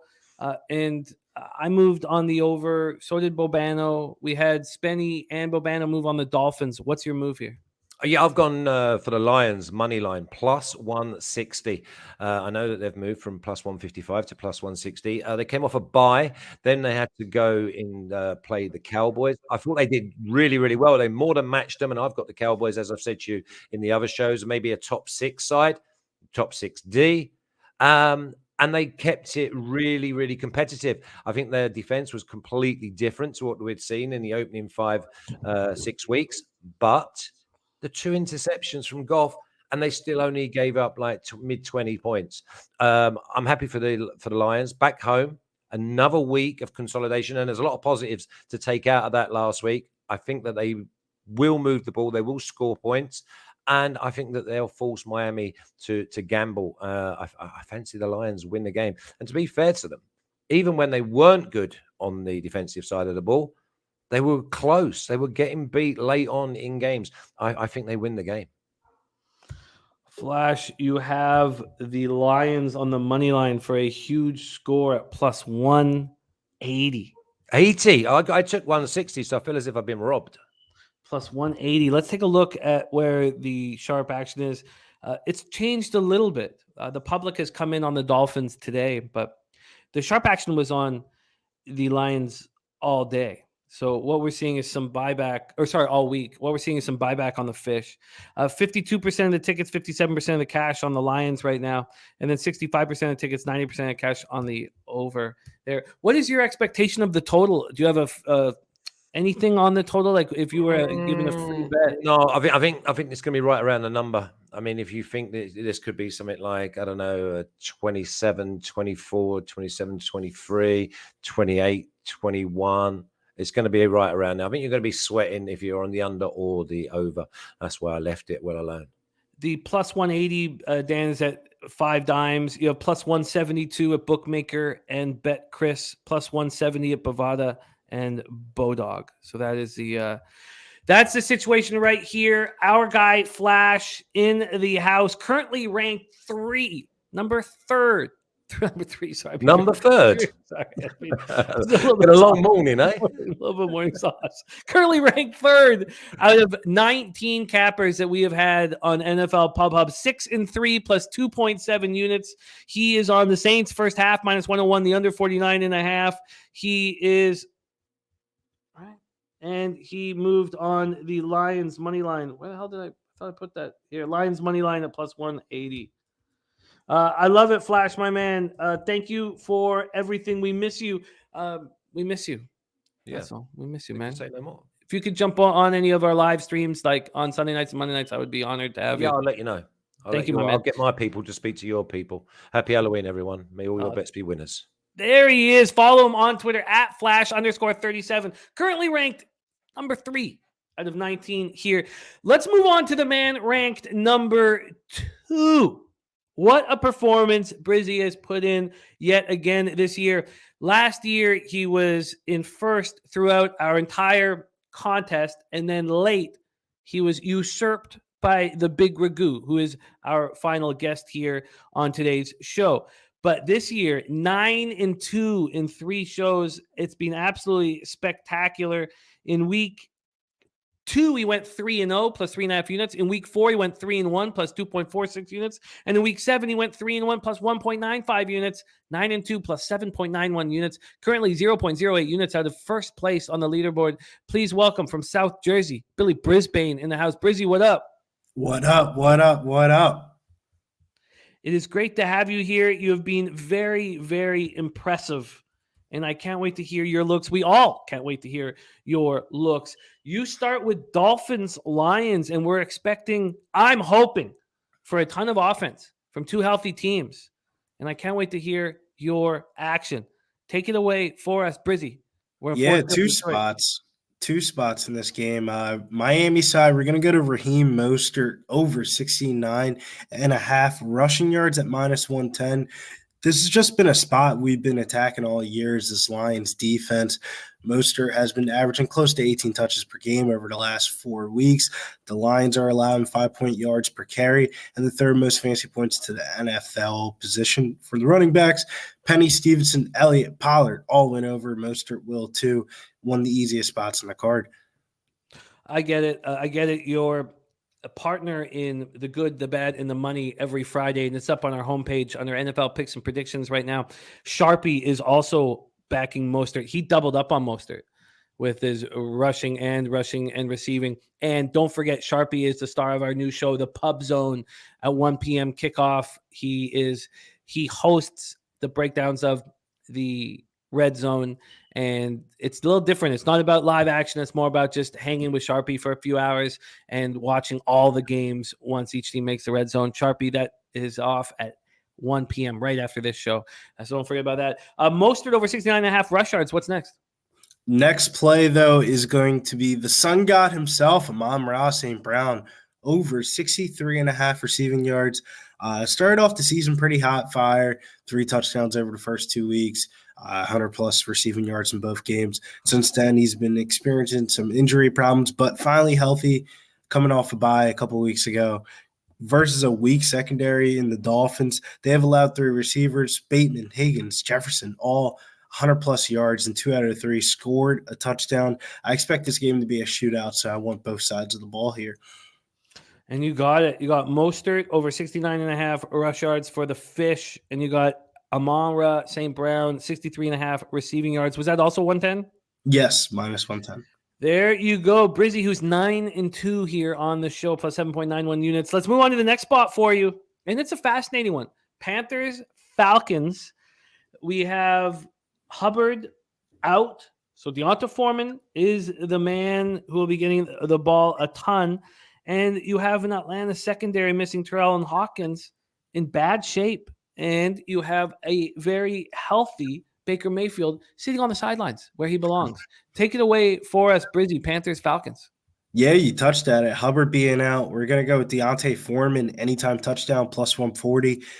He got on a roll last week, 15 carries for 118 yards and 2 catches for 27 yards against a Bucs defense that we thought that was pretty decent, but maybe not. He's shown some productive days in Tennessee, filling in for Henry, facing the Falcons defense that is last in defensive DVOA. Foreman should find the back of the end zone this week. Really good odds this week at plus 140. You got it, plus 140. By the way, the Broncos just got their touchdown. It's 21-17 Broncos with 131 left. And Who scored? My under is in peril. The touchdown was scored by Latavius Murray. 2-yard scamper. Wow. Okay, I'm going to try not to pay too much attention to it, but goddamn, do I need this under? Okay, let's move on to the next spot. We have Deonta Foreman, anytime touchdown, plus 140. Yes, sir. Yes, sir. That is the play. And Sharpie, loving your looks, loving your action. Let's go to the next spot on the board and your final spot on the board. It is the San Francisco 49ers at LA Rams at SoFi Stadium. Interception. Oh, can they just – it's picked and it's over. Oh, fuck. Okay. That's what I need. What a crazy game in London. Last spot on the board, though, is going to be Cooper Kupp over 7.5 receptions at minus 125. 7 catches back-to-back week for Kupp, so just missing it by the hook. In week 4 versus San Francisco, he went off for 14 catches. Showing some dominance in this matchup. Last year's 11 catches, 7 catches versus San Francisco with 4 straight 100-plus 18 yards receiving yards versus the 49ers. Seems like an auto bet here. Cooper Kupp over 7.5 receptions. Over 7.5 receptions. And what was the – sorry, I wrote 6. Juice? Yeah. Minus 125. Over 7.5 receptions at minus 125. That is locked in for you. Rocco Rogers shouting out the good, the bad, and the money. Got in on Mostert early. We needed that shit. God, it's just the Kraken keeps calling me every time I come close to.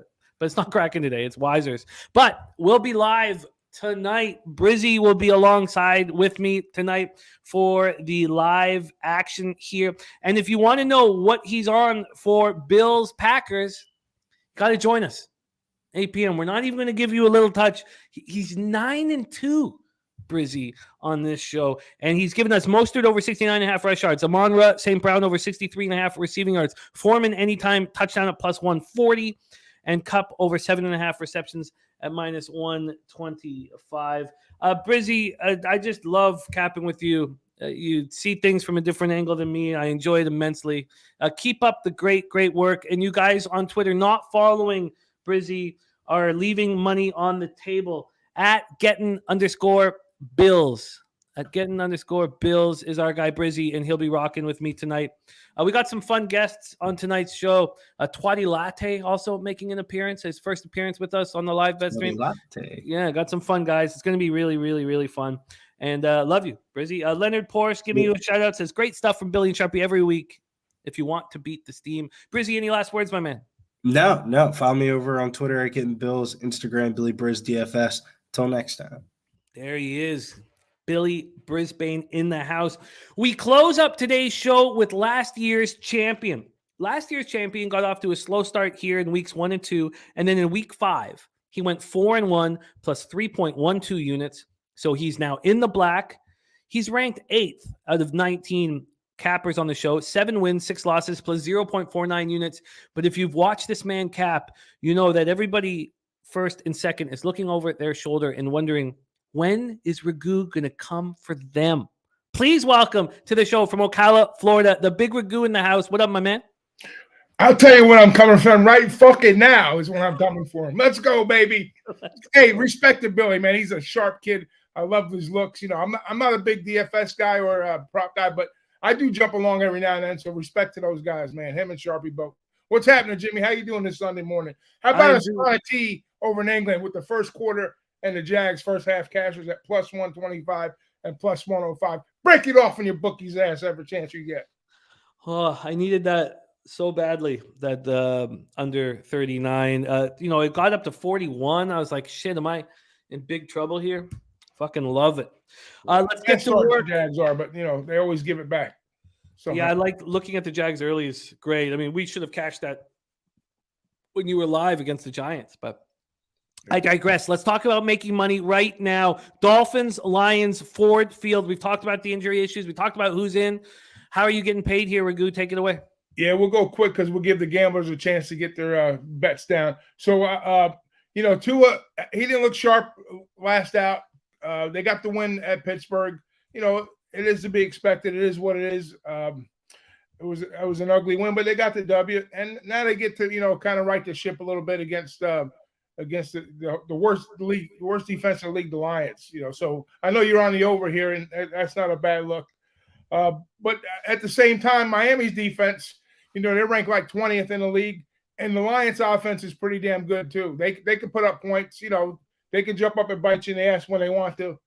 And I'm kind of with Flash on this one. That was my look going in. I like the Lions here. I like the Lions getting the points, and I think they can win the game outright. So, Tua not at his best.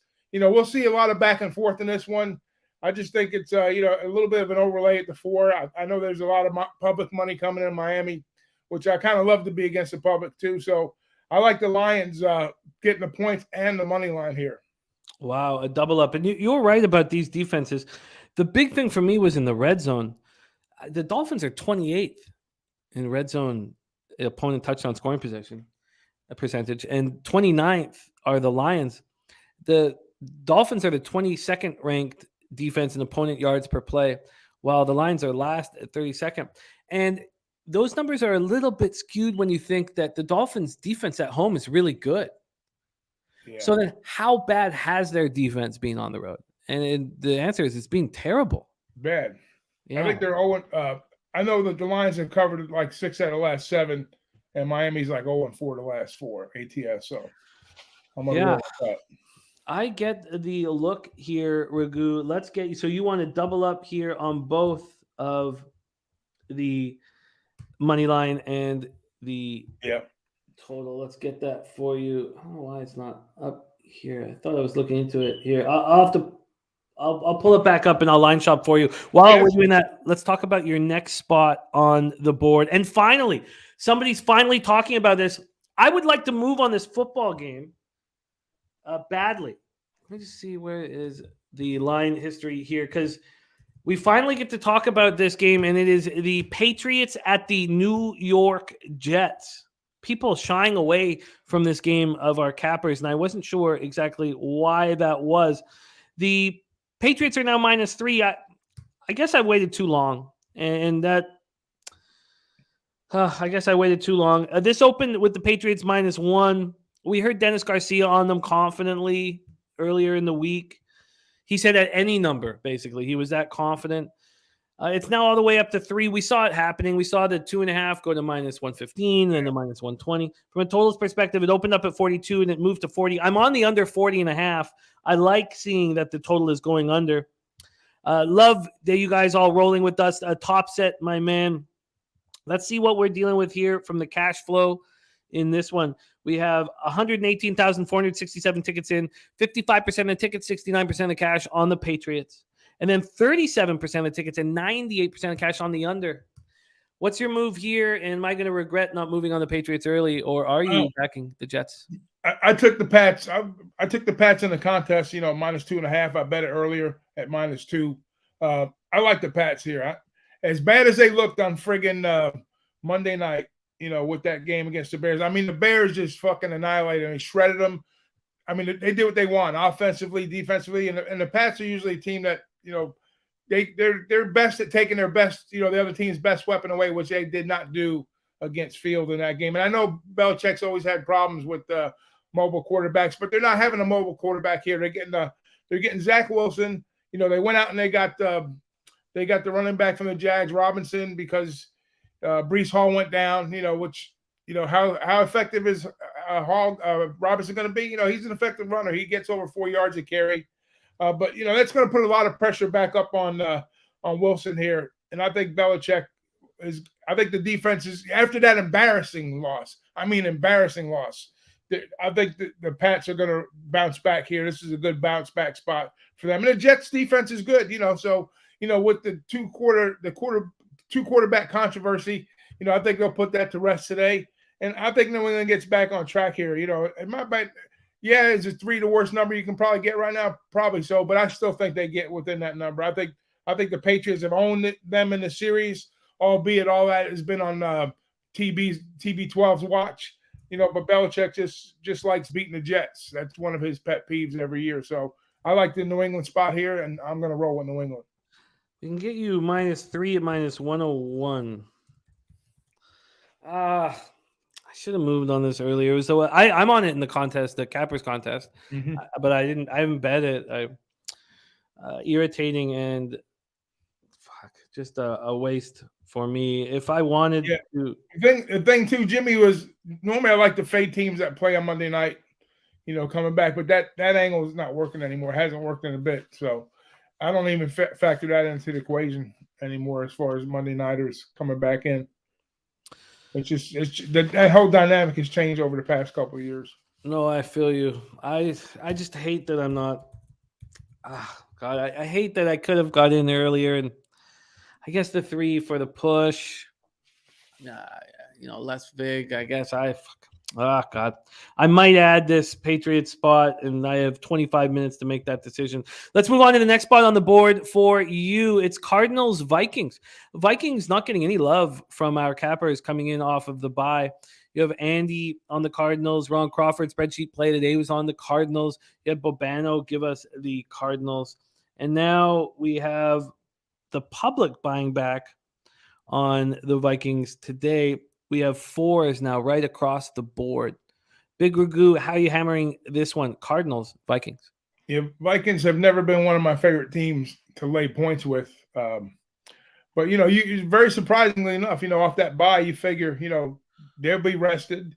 Arizona, they played that Thursday nighter, so they got a longer week, to prep here. And the big news for them was getting Hopkins back. They got the kid over from Carolina on that trade, before McCaffrey left town. But the optics here is, we should see a lot of points. That's what you would think.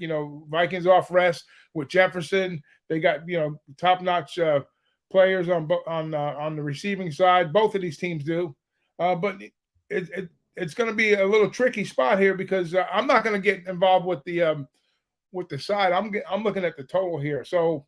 Normally, these teams are like bottom teams on the defensive side, not towards the very bottom, but they're bottom side teams. But on the splits, if you look at the Vikings numbers at home, they give up an average of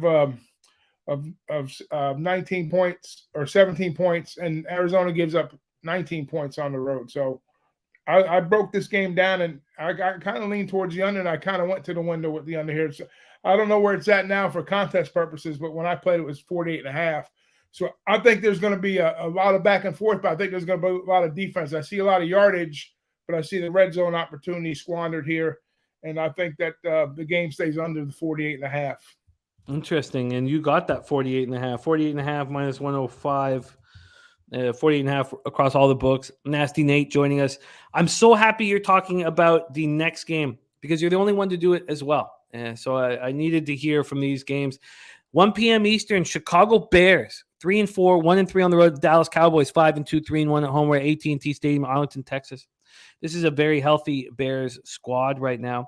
And this is a Cowboy squad that's not going to have Zeke, it looks like. Noah Brown, is he being ruled out already? I don't know. He's doubtful. He expected not to be in the lineup. Noah Brown, Devin Harper, wide receiver, linebacker, respectively.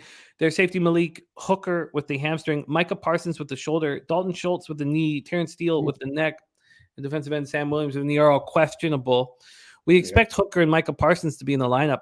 We don't expect Zeke to be there. Let's take a look at which means Pollard going to get a ton of run.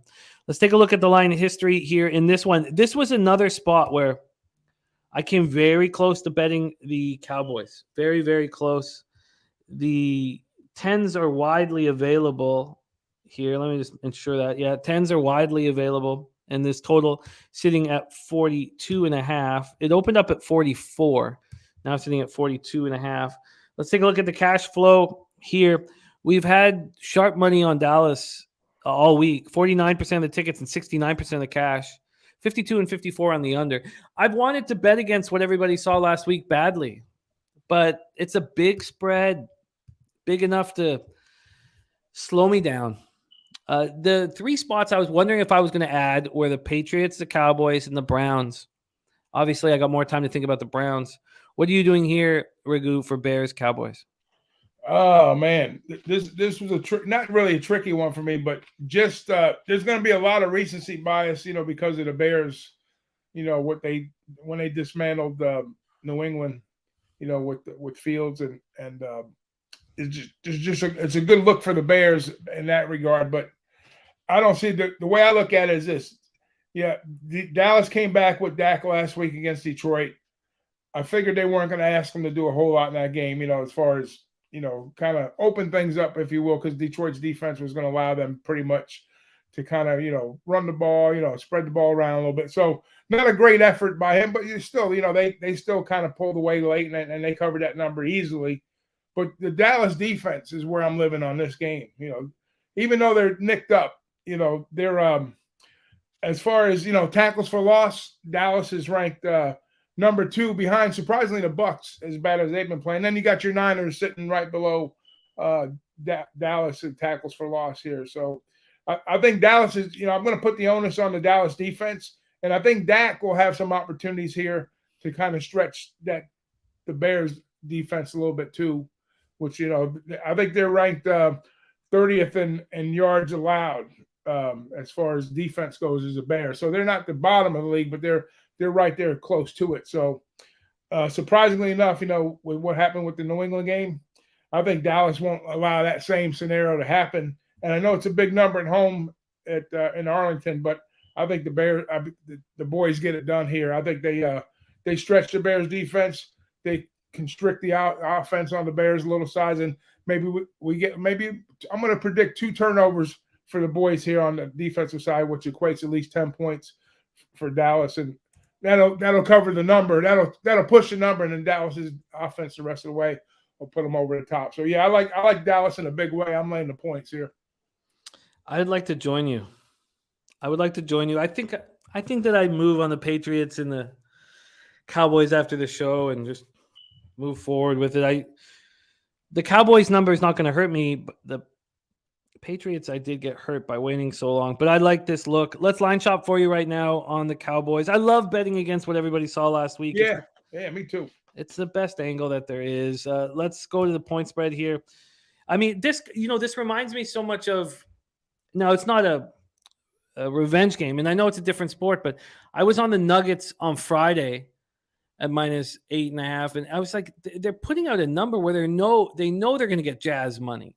And this number, they put it out knowing they're going to get Cowboys money. And I need to trust that and go with this. There are 9.5s on the like you board. said, the number, so they expected it. God, they're 9.5s on the board now. Should that scare me? Fuck, they're 9.5s on the board now. I did not expect that. Let me just move this over and see if it's also here. Well, that'll help my teaser out because I always give you a teaser when I'm on with you.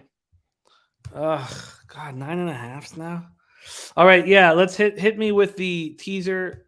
Okay, I'm going to take your 49ers, and I always get the 6-pointers at the plus 120 with the local. But yeah, it's the 49ers, so they're at a pick 'em now, right? I missed that one because they were plus 1.5. So Niner action coming in. Give me the Niners plus 6, and then give me the boys. I guess if it's 9.5, I'll take them at 3.5. Niners and then Cowboys minus 3.5 at plus 120. The 6-point teaser: 49ers plus 6, Cowboys minus 3.5 for the big Ragu. And just for the record, if I tie on one of those teasers, it's a loss. So ties lose on teasers. All right. You got it. You got it. God, I wonder if let's just look at this Dallas spot a little bit longer here. Is there injury news coming in that we didn't get official now? I think maybe it's just Zeke being officially out. Yeah, that could be. I like Pollard. Zeke provides a touch down low, in the red zone, to score a couple TDs. They're definitely going to miss him without question, but I don't think it'll be an issue. I like Pollard as well. I just my book's not offering me the 10 or the 9.5. Excuse me. I don't know why they're not even offering me the 10 at minus 105 or plus 100. Let me just log in and make sure that that's the case. I guess I've got decisions to make here about the Patriots and the. They are offering me the 9.5. Okay. I just had to log in. 9.5 on the Cowboys because Zeke's not in. I'm going to roll with you. I'm going to bet that now. I'm going to add the Cowboys and the Patriots. And the Patriots is minus 3. Okay, all right. Okay, Harold Williams live bet the Broncos money line 1-0 so far. 5 more bets for the rest of the day. I love it. Big Ragu coming off a big week 5 when he was with us last. He went 4-1 plus 3.12 units. He's 7. I was wearing this Mickey Mouse shirt when I was with you last. So I said every time I went on a show, Mickey tells me to come on board. So here he is. And I didn't get you the best number for the Lions. Let's get line shop for you right now on the Lions. Detroit Lions money line. We saw plus 180, and that's gone. Best we can give you is plus 172. Yeah. That plus 180 gone. Ragu on the Lions at plus 172, and the spread as well. And the spread, we can get you the plus 4. Wow. Do you want the plus 4 at minus 115 or the plus 3.5 at plus 103? No, I'll take the 115. I'll take the 4. Plus 4 at minus 115. And then we have Big Ragu on the Patriots minus 3 at minus 101. He's on the under 48.5 in Cardinals Vikings. He's on the Cowboys minus 9.5. Topset added the Bears team total under 16.5. I would have interest in that. I remember looking at this number and I didn't get that number. 15.5 for me. I guess that 16 is not too big of a deal. I think I'm just going to stick with the Cowboys in that spot, but I get it. Topset says Dolphins first half minus 2.5 is his top play. I can see that. I can see the Dolphins getting out quick. I would love to hear everybody's top play. If you could throw it into the chat right now. Ragu, we love you so much. Thank you for joining us. Last year's champion of NFL Pub Hub right here, right now. Follow him on Twitter at the Big Ragu 62. Thank you, my man. Just love capping with you. Same here, my man. Shout out to the chat. Best chat in the world. Pub sports, baby. Let's go. Let's go. Blitzer Bobby, Eagles Steelers under is his top play. Thank you guys all so much for rolling with us. I'm going to give you guys a shout out before we put a bow on this, but let's review all action here. I lost on the Buccaneers on Thursday. I just cashed on Denver, Jacksonville under 39. So down a little bit of juice on the week, but off to a winning day. LJ from H-Town in the house. Minnesota first half -3 is his top play. I have Miami, Detroit over 51.5. New England, New York Jets under 40.5. Seahawks first half -1.5. I did the double up on Green Bay, Buffalo. I'm going to lose my shit on our live stream tonight. I'm going to be so fucking amped up. First quarter over, first half over. You kidding me? We're going 0 to 100 real quick. And then I got Raiders -1.5, which I'm really nervous about. And I'm going to add the Patriots and Cowboys right now. B-Lab says, let's go sweating out the over and lines game together with you. I love it. Jared JB also liking that spot. So do I. Then we have 12 minutes to kick off, so I do have time to get my action in, so I am not going to panic here. I'm going to stay calm. I'm going to very calmly take a sip of this Weisers. And I'm going to very calmly read you out everybody's action. Mostert from our Sharpie, rushing and receiving yards over 86.5 at -115. And rush yards over 67.5 -115. Deonta Foreman, rush and receiving yards over 80.5 at -115. And Henry rush yards over 99.5 -145. Remember that Sharpie show is right after this one, so keep it locked. Bobano is on the over 47.5 at -110 and the Raiders at -118. Bobano's on the over 41 in Carolina, Atlanta, and the Panthers +4.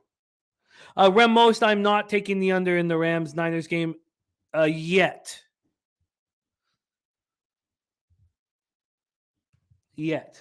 Brooklyn Funk Project, we love you. My man Pete in the house. And there is Clint. Our guy says, sorry, I'm driving, but listening. Cowboys defense or special teams touchdown at +400. Ooh-wee. Degenerate Gambler over on the Hawks Giants and Bills first half -7. Oh, parlay to +600. I love it. Okay, so Bobano's on the over 51.5 in Dolphins Lions and Dolphins -3.5. Bobano's on the Cardinals +4.5 and the over 48.5. And Bobano's on the Titans -112. He's on the Giants +3.5 and -120 and the over 44 -108. And he's on the Rams even money in the over 41.5. And he's on the Bengals -3 and the over 44.5 for our Monday nighter, which makes it so much fun that he's got pregame action on that. And that is Bobano, currently ranked number 1 on NFL Pop-Up. Spenny on his first show, he gave us the over 48.5 in Arizona, Minnesota. He gave us Jefferson over 89.5 receiving yards and D-Hop over 6.5 receptions. He gave us the Waddle over 66.5 receiving yards and the Dolphins -3.5. He also gave us the Giants money line at +150. And he gave us the Rams money line at -112. And he gave us DJ Moore over 16.5 receiving yards. Then we have Razor Sharp Picks, gave us the Saints +1.5 at -110. Derrick Henry anytime touchdown -140. The Seahawks first half -1.5 -115. And he gave us the first quarter over 9.5 at -106 in Green Bay Buffalo tonight. Then Bebsy on the Steelers +11.5. The Texans money line at +102. He's on the 49ers first half -105 and Ayuk anytime touchdown +175. Then he is on the first quarter over 9.5 and Packers Bills. I was so pumped up. That's his biggest bet. Degenerate Gambler, I love it, man. Let's have some fun. Let's get it. Flash is on the Saints first half -101 and the under 49.5. He's also on the Lions, and he got the +180 that disappeared. That is his action. Then we have Brizzy, who's 9-2 on the show. Mostert over 69.5 rush yards. Amon-Ra St. Brown over 63.5 receiving yards. Foreman anytime touchdown +140. And Cooper Kupp over 7.5 receptions at -125. And then Big Ragu puts a bow on this. He's on the Lions +172 and the +4 at -115. He's on the Patriots -3 at -101. And he's on the under 48.5 in Arizona, Minnesota. Closes up shop with the Cowboys -9.5, -108. He has a teaser, 6-point teaser, 49ers +6, Cowboys -3.5. There you have it. Thank you guys all so much for supporting the show. Thank you for becoming members of Pub Sports Radio. All of it means a ton to us. Degenerate Gambler, Blitzer Bobby, Alex Hills, Nunya, Brooklyn Funk Project, Parl Angel, Die Hard MMA Podcast, Alex Hills, Rem Most, Nasty Nate, B-Lab69, Jared JB, LJ from H-Town, Topset, Harold Williams. Thank you. Leonard, Sharpie, Rocco, Dan Kelly, Mike M. Thank you, guys. Nutflush Allen, Coin, Alex Gagnon. Thank you, guys. Thank you. Leo said it. Guns Picks. Thank you guys all so much for your support. Big thank you to our producer here, Jose Bouquet. Thank you for all your hard work. And on behalf of all of us at Pub Sports Radio, from up top, Jeff Slaughter, whom we love working for, thank you for supporting us here at Pub Sports Radio. Join us for Sharpie's show in 7 minutes. And then join us for Sunday night live bet stream, Packers, Bills. And thank you. And don't forget horses, baby, breeders, Friday, Saturday. But most importantly, let's go out there and get the fucking cash. Let you, los bookmakers.